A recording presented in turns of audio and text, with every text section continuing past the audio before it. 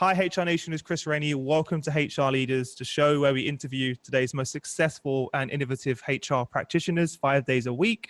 Today, we're joined by Marla Singh, Chief People Officer at Electronic Arts. Marla, welcome to the show. How are you?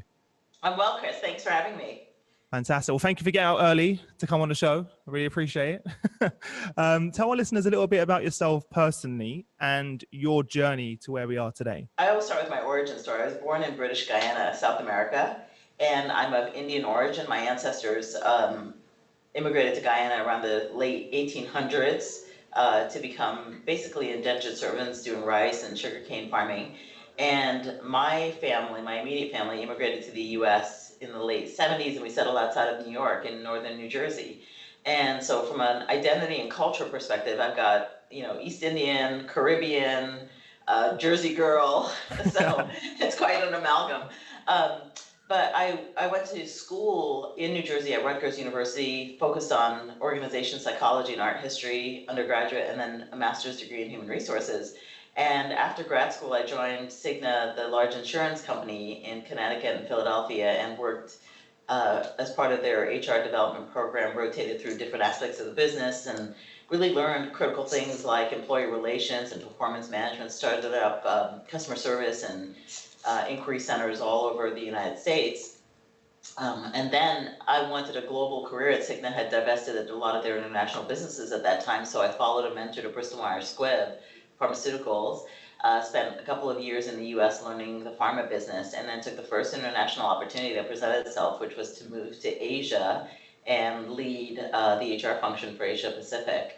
And it was an incredible experience. I spent 3.5 years based out of Singapore, traveling all through that part of the world, getting really deep into those countries and cultures. And I still reflect back and think it's one of the most developmental experiences that I've ever had in my career. Came back to the US for 18 months into an OD role, then took the next international opportunity that came up and moved to Paris and led the segments of Europe, Middle East, and Africa for that company from an HR perspective.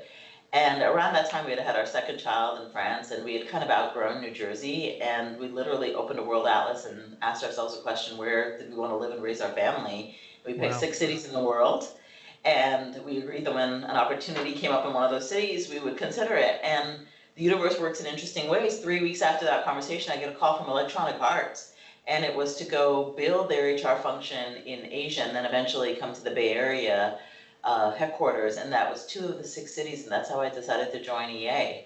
Plus, it was such an incredible departure from pharma, and one of the things that's been really important to me in my whole career is just have real diverse experiences. And so I've worked across industries, geographies, contexts, and settings. And interactive entertainment was a new frontier and super interesting. And so I moved to Singapore. 15 months later, came to the Bay Area, helped lead segments of EA's HR function. In 2013, we had some changes in the organization. I decided to step out and go lead the people function for a startup, because that, again, it was the most different experience I could imagine, to step out of these large mature companies and into a very early startup. So I joined a company called Minted in San Francisco and helped build their people function, as well as build out the leadership team, management, org, culture. It was an incredible experience. And then in 2016, there was a transition in HR leadership at EA, and the CEO asked me to come back and lead this function. And I've rejoined EA for about 2 years now, and we're engaged in a pretty incredible journey, both transformation of the people function as well as the games industry. Interactive entertainment is about to go through significant disruption through the advent of technology like streaming and different business models like subscription, and just the quality of content, meaning the types of games and players who are playing, creating, spectating. It's a really interesting, disruptive, cool time to be part of the industry.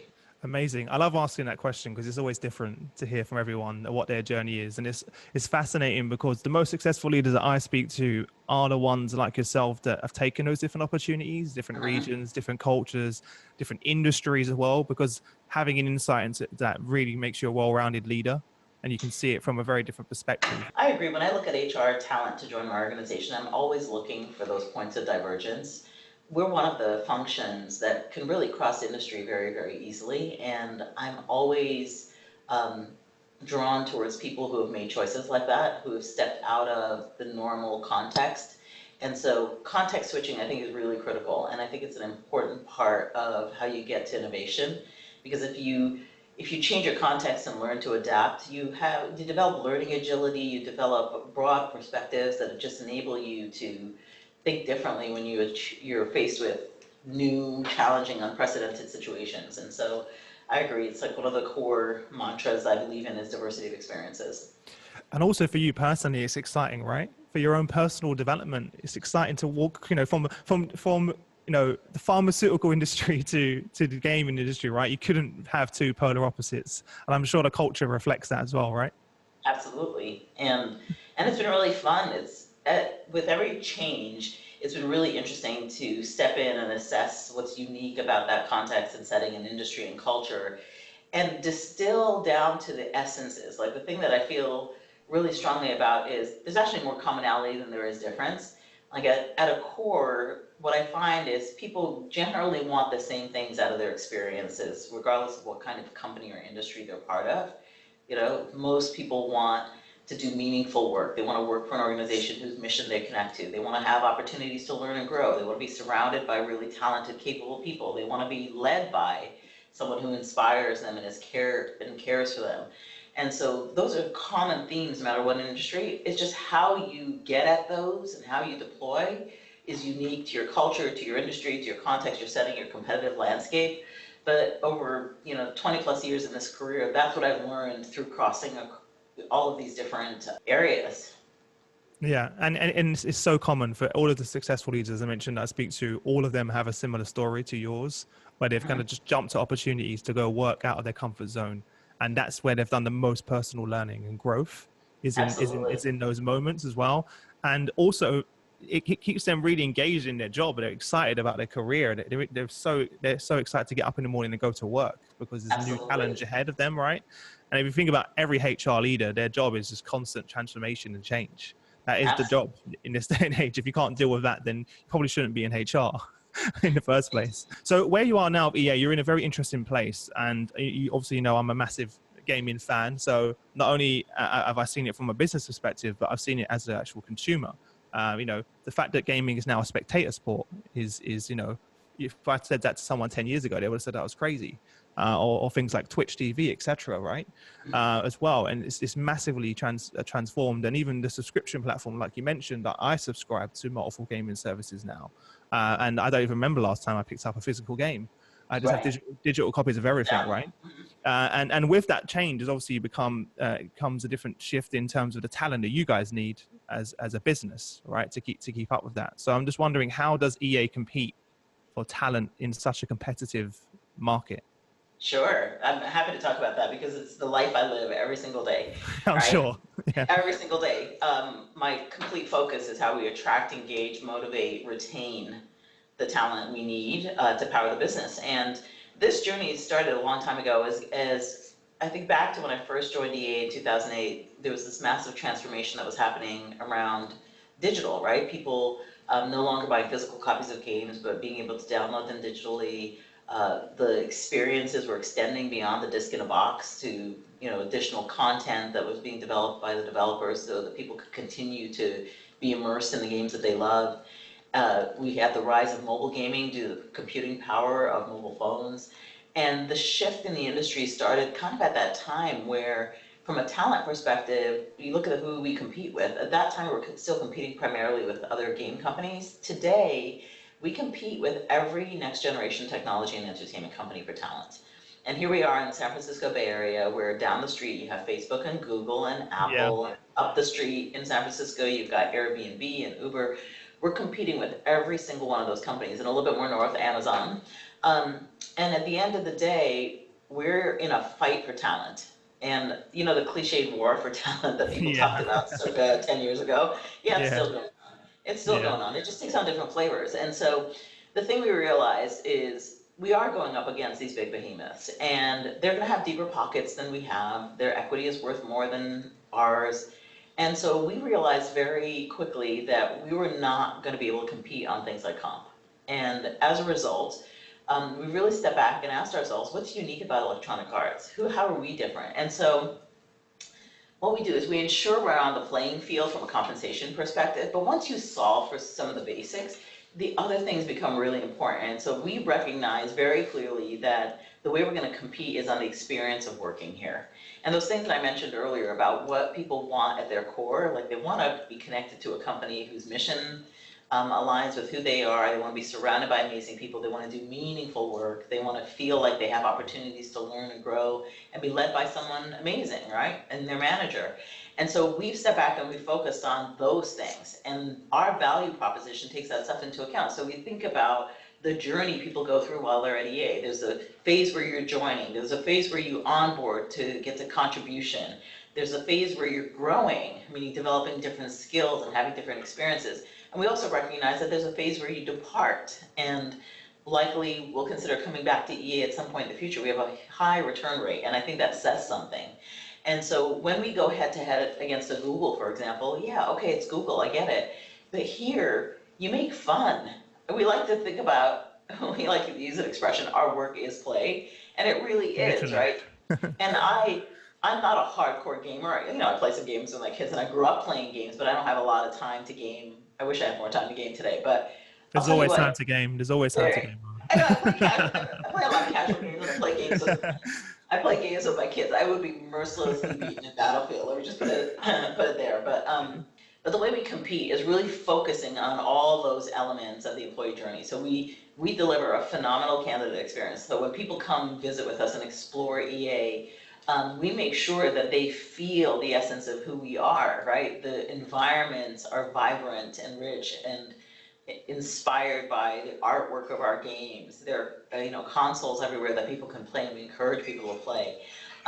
When we go through onboarding, we think about how we connect people to our values, who we are, and what we're trying to accomplish. And everybody, like in our onboarding programs, we go through simple things like talking about the different players we have and what their different motivations are, and getting people to self-explore. How do you play? What do you like to play, and why? Are you a competitive achiever? Are you more of a storyteller?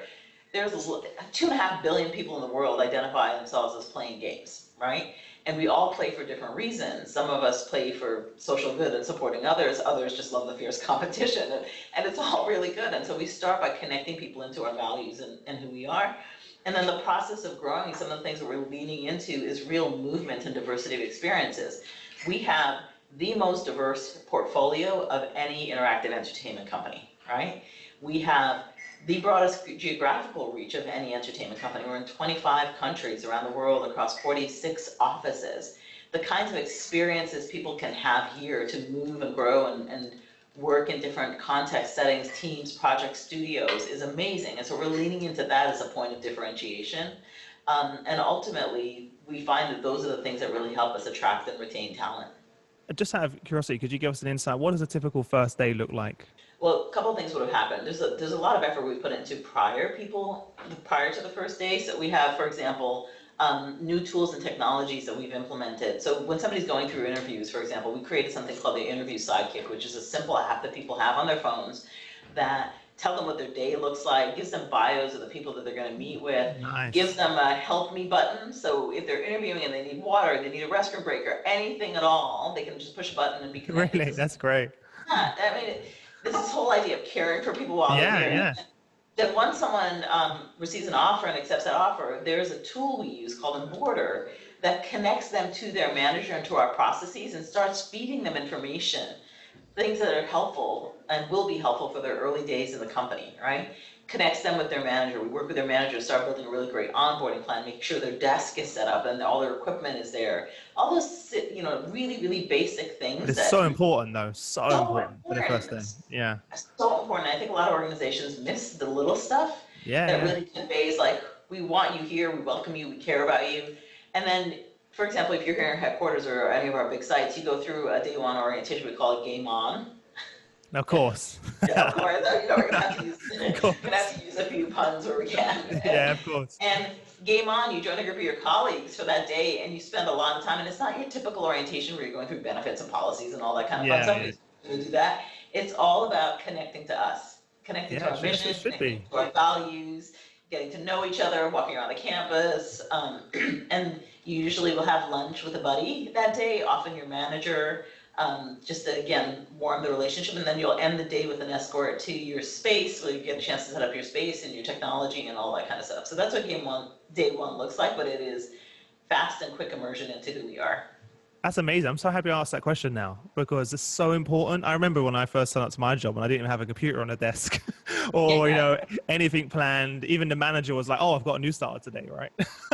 On the day. And but that can ruin, that could literally be so detrimental to organizations. Yeah. And I love the fact that you've brought that experience into a mobile user experience, because that's where people are, right? Be where people are, make it easy and fluid. That's absolutely right. There's no friction for them, right? To have that beforehand, get all of those things out of the way beforehand, and they can kind of spend their first day really immersing themselves in the organization rather than worrying about, as you said, policies and other small details, which you can get to at any time, right? Very, very interesting.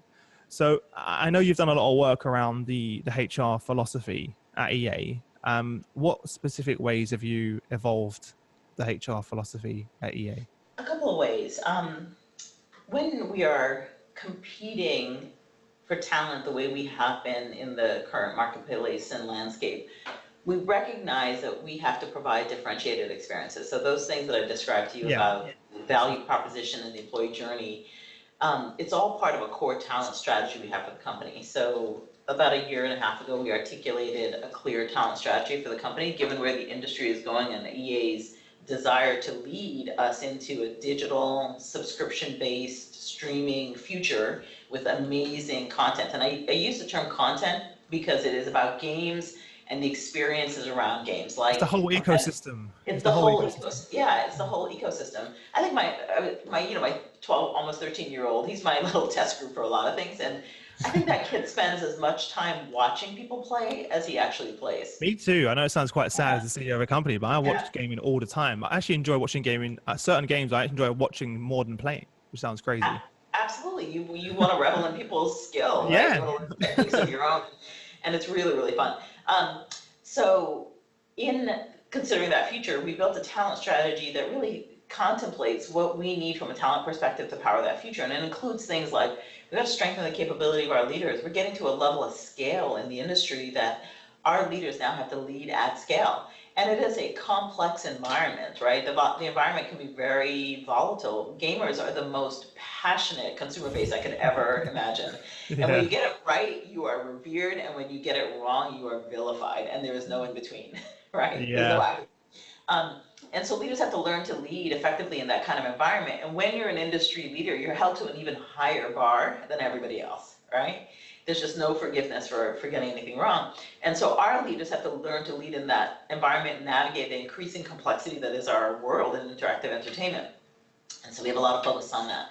We have focus on what we call creating a vibrant internal talent marketplace, right? The ability to match people and opportunities, giving them movement and progression, and also giving leaders of business units and teams the opportunity to discover talent within the company so that they can fill the gaps and have the skills that they need. We're doing lots of work around inclusion and diversity, something that's critically important, not just for interactive entertainment, but for tech and industries as a whole. And so those are some of the critical imperatives from a talent perspective. And in stepping back and looking at the HR function, many HR functions have continued to define their space in a very traditional way. And it was really important to me that our function grow in its capability so that it can actually contribute to enabling a business. And so we've done quite a bit of work over the last couple of years in really thinking deeply about what we want to be known for as a function. And it is things like deep business acumen, deep contribution and partnership with the business, really strong delivery of employee experience, not just through the programs and practices we produce as a function, but through the development of the capability of frontline managers, because they are the linchpin to everything. They're the linchpin to the employee experience. My team will design really great programs and practices, but how those live is based on a manager that leads a team and how that individual, how she chooses to deploy those programs and practices and how she shows up. And so we've put heavy investment into ensuring that we have high quality of managers, and that's an ongoing journey. And so as a function, we've really stepped back and taken a look at all of our programs and practices. We've changed the way we communicate to employees to make it less parental and more friendly and colloquial, so that they realize that this is about a partnership and a relationship, not about EA's HR function, which is compliance and assuming you're going to do everything wrong. I think a lot of HR functions get that wrong. We also have looked at technology and how we can power our practices. One of the things that I learned when I came back into the company is we haven't taken a user experience mindset to what we produce as a function. So whether it's the policies, the way we write them, the content we put on our intranet, the tone of how we communicate with people, all of those things, how easy it is to navigate our systems and our processes, we've not taken that UX mindset. And so you're doing it for your customers, but not for your employees. Precisely. And I think a lot of companies make that mistake, right? Like definitely. So many. Yeah, you got to think about how you bring your brand inside. And if our brand is providing an incredible experience to our gamers, right? People who play our games, a simple, easy to navigate user experience. Designing for the naive user. Not everybody's going to know all these processes and practices, first-time managers, how you navigate stuff. And so a lot of times HR functions, we design our programs and practices as deep experts in them, not thinking about somebody who's new to this. And so we've stepped back and really thought through that. And then the other thing that we're doing is really, we are changing the role of what's traditionally been known as an HR business partner. And in EA, the HR business partner was really kind of designated to a business unit and would handle whatever they needed, soup to nuts, whether it was the highly proactive, future-oriented work like designing talent strategy or design leader effectiveness and coaching, all the way to roll out of programs and processes like planning annual increases, to compensation, all the way to tactical things. I have an employee going on leave, I have a benefits question, et cetera. And what we found is that our HR business partners were spending so much time in the programs and practices and the transactional stuff that they weren't dedicating enough time to really helping to drive the business through talent strategy. And given the nature of the industry and how much change and ambiguity there is, we need more time and effort on that stuff, truly. And 100%. Yeah, it's so important. And it happens with a lot of HR business partners as well, because you start off out with their goal and purpose to add more value, strategic value to the business, and then all of a sudden they get bogged down with a lot of the administrative tasks. Along the way. We decided to bifurcate those functions, and what we've done is created a team called People Practices, and their job is to provide an incredible employee experience every day through frontline support and interaction of our people managers and our employees.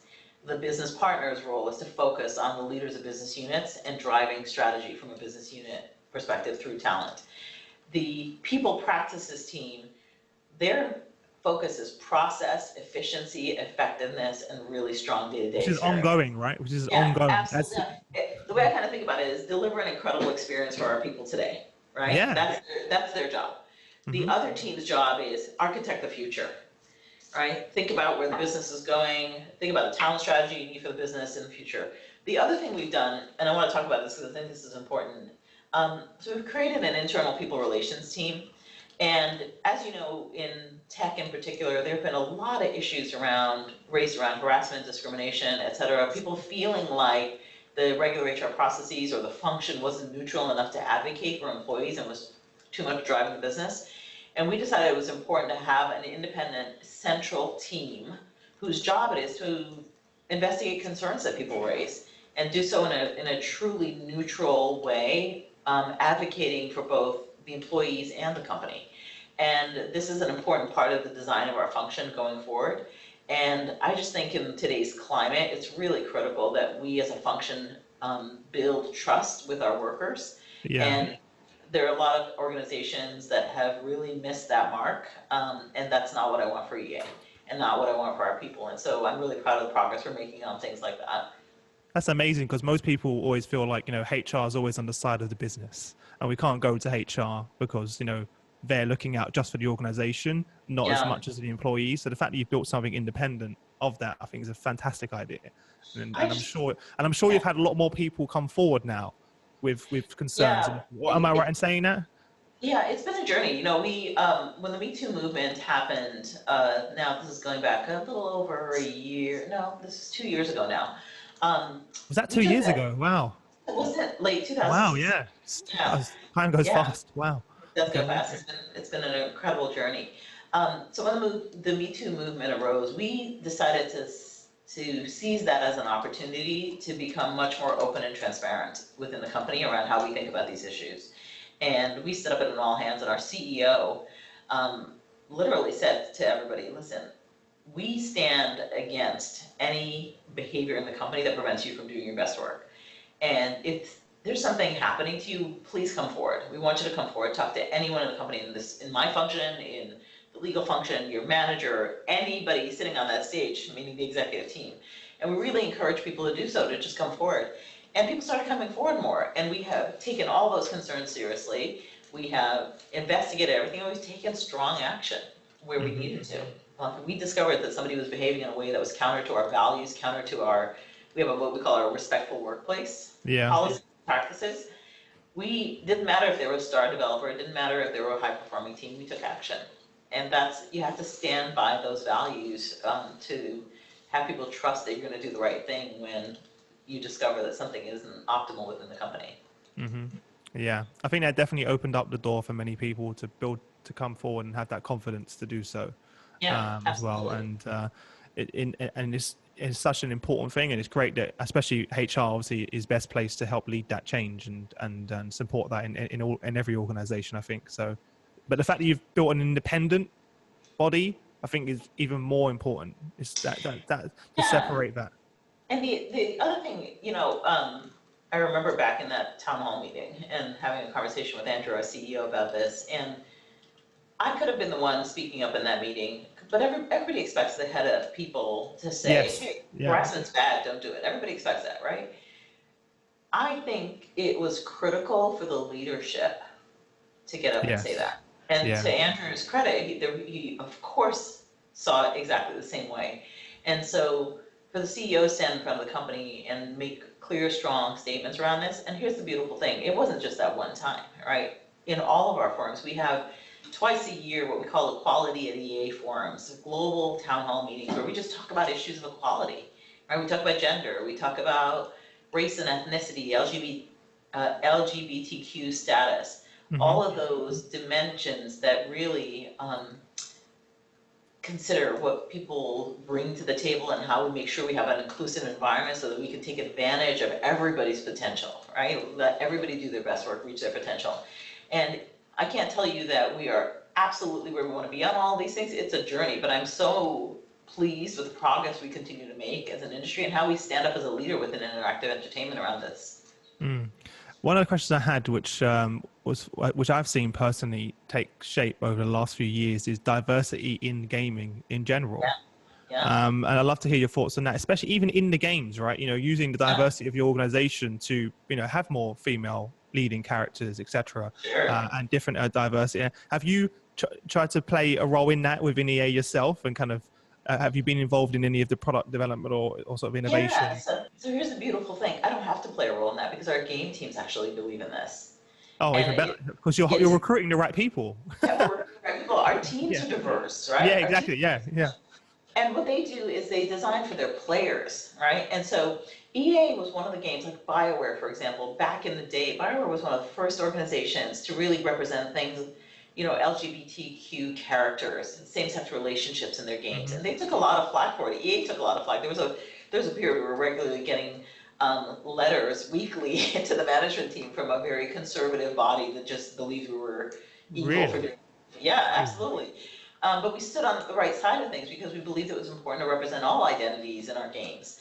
And when you think about that body of people who play games, let's just talk about women, for example. There's 2.5 billion people in the world who identify themselves as gamers. 51% of those are women. I still can't believe that, by the way. That's amazing. Yeah. I told all my friends that. I was like, guys, did you know that? No one believed me. 51% are women. And we've had multiple examples and stories where girls have reached out to us. And here, let me tell you a story. Our NHL soccer game. We had a young girl, teenager in Canada, reach out to us and said, you know what? All your characters are men. I can't make a character. I love hockey. I can't make a character that looks like me. Right? And that's legit. She wants to play with her own identity. People want self-expression. And so I'm so proud of our studio. You know what they did? They invited her in. We put her in the motion capture studio. We captured her, and then she became the avatar for girls in hockey. And I can tell you story after story like that, where like in UFC, a female fighter gave Yeah. feedback to her team. She said, I want to look pretty when I'm fighting. I want my hair nice. I want my makeup shaded. And so the team realized, oh my God, we need to figure out how to shade makeup. And so there's just things like that that are really important to responding. Um, as you probably know, we had a lot of backlash this year for having playable female characters in Battlefield and telling some of the war stories that represent strong female characters. And I think there was this perception, well, we ran into a couple of things. One is people thought, oh, well, that's not historically accurate. Well, the reality is there were a lot of women in World War II. And then the other argument was, well, girls don't play shooters. Well, how many girls are playing Fortnite? That's a Yeah, complete lie. absolutely. Tell my wife that, right? She Yeah, plays shooters. girls want to play shooters. And one of the things we know about our gamers today is they want creative self-expression. People Yeah. want to play in lots of different identities. And so we're responding to what gamers are telling us. There's a vocal minority that feels really strongly and differently, and they're public about it in very aggressive ways, and that's okay. It's the world we lead in, but we always go back to what's the right thing to do here. And the right thing to do is to give all gamers the opportunity to play in ways that represent who they are. Yeah. One of the things I found funny is now a lot of games now you can obviously have a female character, and most times you couldn't. So nearly all games I see now you can play as a female character, and a lot of the guys that I know seem to want to play as a female character, Why which is not? yeah, but why not? Exactly. And Yeah, the fact that you can have multiple skins, you obviously can change the ethnicity of your characters, etc. It just really makes the game so much more immersive and enjoyable, and you kind of feel yeah, part of the experience. absolutely. Whereas a sort of a one size fits all approach, and Totally. that's exactly the same in the organization as well. And that's what I love about it. The fact that you're reflecting that both internally with a talent strategy is no coincidence, and that's now coming to life in your gaming experience for your audience as well, which is amazing. Yeah.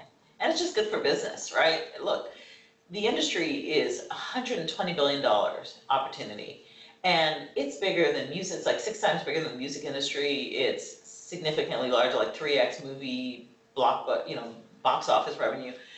This is a big and growing industry, and it's just good for business to try to capture as much of the market as we can. And if half of that market are women, and again, people play games. Look at FIFA, right? People play games in so many countries in the world. In our FIFA competitions, we've had people from more than 60 countries playing, right? Those people are going to want to reflect their appearance, identity, culture, and there's very strong zeitgeist right now around creative expression, right? There are creatives everywhere. People want the tools from companies like us to be able to create a character and identity that either reflects who they are or reflects who they aspire to be, or just as fun and entertainment and completely outside of the sphere. You look at games like The Sims and their character creators and how robust those character creators are. Those tools are amazing. And now some of our other games are starting to work with the Sims team to think about how we get even more robust in character creation. So Yeah. it's a really vibrant, fun time to be part of this industry. Yeah, when everyone asked me, they're like, Chris, how do you have time to game? And was you running this company? You got a baby, and I was like, but it's kind of my way of relaxing and sort of kicking Escape. back. And, it's my escapism, right? And one of the things I also love about it, which a lot of people that don't game kind of thinks quite crazy, that I have friends that I've been gaming with since I was like 13, 14 years old. That I have really strong relationships with that are based over in the US or all over the world. To be honest, I know everything about them. They've never met each other. That's right. We've never even seen each other in some cases, but we've been gaming with each other on gaming online together for over 10 years. Yeah. And we've got true friendships, different cultures, people that different cultures and people you'd never really come across as well. And that's one of the reasons that keeps me gaming, is that social interaction with other cultures and people.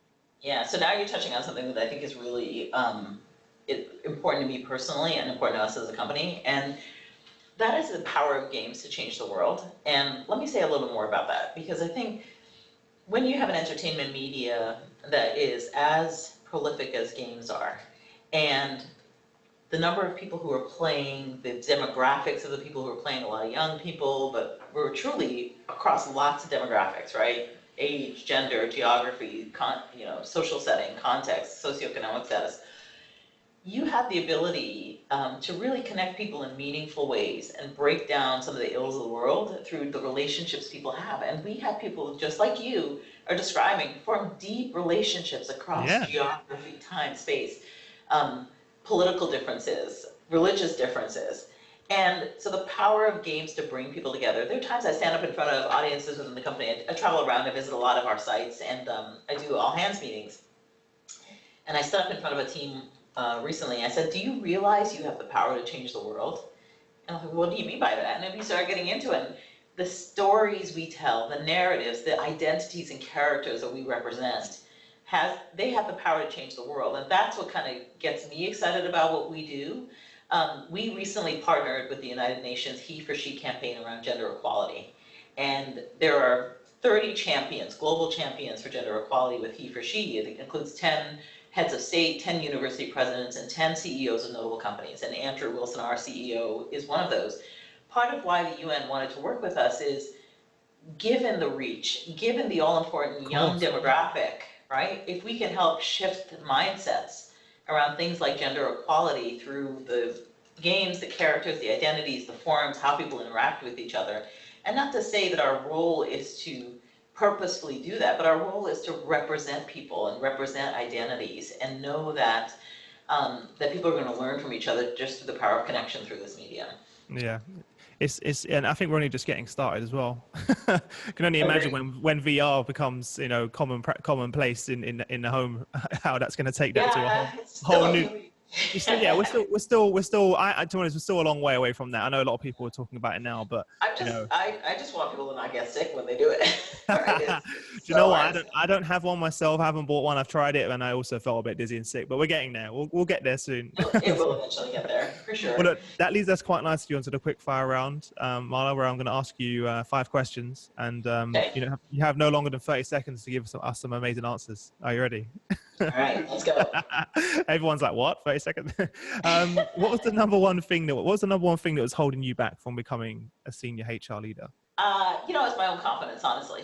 I think a lot of women just struggle with their own confidence and their capability. And it took me a while to really, this is a classic thing, when presented with opportunities, and I'm stereotyping, this doesn't translate for everybody. It was me too, it was everyone. Yeah. Confidence seems to be everyone's challenge. Confidence, right? Confidence. And a lot of men think, okay, sure, I can do that job. A lot of women are like, can I do that job? And I was that same way. And so, my own confidence. Yeah.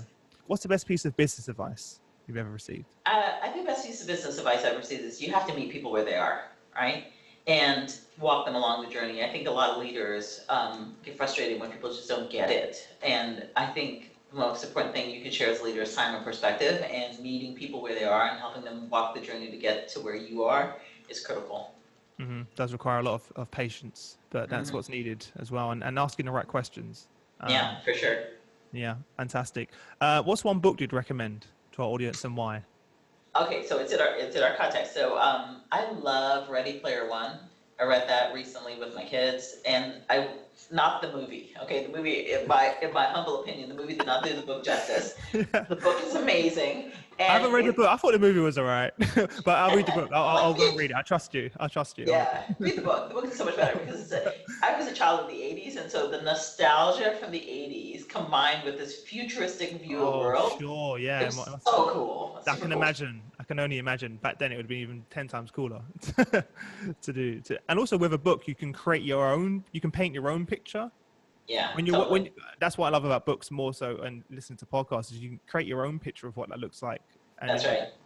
Could you share an internet resource that you use to keep up to date with current events yourself, or stay productive? Yeah, so a couple things. Okay, so I'm gonna admit this. So I lurk on Reddit, and meaning most people do.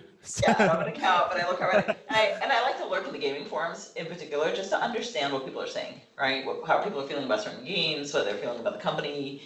And it tends to skew negative. Let me just be really clear. I have to say it because most people who write on forums are people that want to complain. People that are really excited don't go and write a forum. Totally. But my job as a leader in this company is to understand what people are not happy with, right? And true, yeah. I have to figure out how to change it. So I lurk there. But there's also I don't know, I get kind of bored and tired of things like Facebook and Instagram and stuff. And what I like about Reddit is there's certain subs that I just love a ton, like people's photography of beautiful places in the world. So most nights I'll spend 30 minutes on there before I go to bed. Is just kind of like a escape and release. I read a lot of news. I'm a big fan of the New York Times, so I read that every single day to just kind of keep up with what's going on in the world. And then one of our investor relations people is really phenomenal. She gathers all the market news that's really important to our industry and kind of summarizes that for us as executives, and that's invaluable, just to get all the tidbits about what's happening with all the companies in interactive entertainment, what's happening in the financial markets. Super great. Last question. What's one thing about your business that most excites you today? I think the ability to stream games to any device in the future is the coolest thing and the most disruptive thing that's going to happen in this industry. So imagine removing that hurdle of a console, right? Which for a lot of people, that's a lot of money, for $500. And to be able to have any device, whether it's your mobile phone, and to be able to play across those different platforms and remain connected into the experience that you're loving, it's only with the advancement of technology, both broadband, cloud, that this is becoming possible, and it is so close. And we're incredibly excited about that, and it's going to disrupt this industry in dramatic ways, and what will lead to the subscription business model as well, and more deep relationships with our player community. I'm excited about that. Yeah, interesting. Well, look, thank you so much, Marla, for joining us on the show. I've really enjoyed our conversation, and I know our listeners will be a lot better off for it. And it's been fascinating to get an inside look into a company that I'm both personally excited about and from following for like part of my childhood, you know, of the games growing up. So it's been amazing to speak to someone like yourself leading the way in the organization, and the work that you and the team are doing is incredible. So I look forward to following you guys more. Before we wrap up, if there's one parting piece of guidance for our audience, what would that be? And also, if they wish to get in contact with you, if they have any questions, what would be the best way for them to reach out to you? Sure. So let me answer the last one first, which is best way to get in contact is probably through LinkedIn, just reaching out to me there. And if I have one parting piece of guidance for anybody who's sort of watching this podcast, particularly if you're in the people function, we have an incredibly meaningful role to play in helping companies navigate what is an increasingly complex future. It doesn't matter what industry you're in. There's a lot of things that are changing in the world today, whether it's the next generation of workers and how they think about the relationships with companies, the advent of automation that's forcing skills to become either really, really specific and deep or artisanal. And we as a function have to help our organizations navigate that, and through doing so, help the world navigate through this very tumultuous next phase of the world. So thank you. Fantastic. Well, guys, as always, head over to hrdealers.com. There you'll find the show notes from every episode. Everything we've been talking about, we're linked there for you. Marla, thank you again for sharing your journey and experience with us, and I wish you all the best until we next. Thank you, Chris. Great to meet you. It was my pleasure.